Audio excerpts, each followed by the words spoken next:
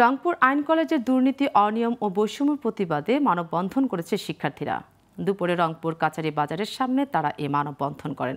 শিক্ষার্থীদের অভিযোগ, প্রতি সেশনের জন্য শিক্ষার্থীদের গুনতে হয় মোটা অঙ্কের টাকা, আবার ভর্তির জন্য লাগে না কোনো বয়সসীমা। এছাড়া পাশ করার পরেও সার্টিফিকেট জিম্মি করে টাকা আদায় করা।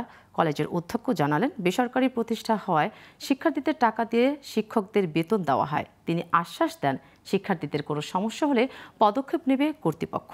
মানববন্ধন শেষে শিক্ষার্থীরা জেলা প্রশাসকের কাছে স্মারকলিপি দেন।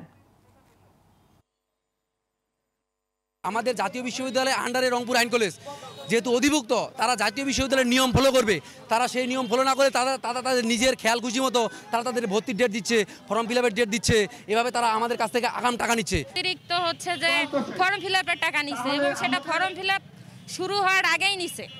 আবার আমরা ফর্ম ফিল আপ হওয়ার 3 মাস পরে আমরা ফর্ম ফিল আপের নোটিশ পাইছি। প্রিন্সিপাল স্যারের সঙ্গে কথা বললে উনি কথা বলতে চায় না, এড়িয়ে যায়।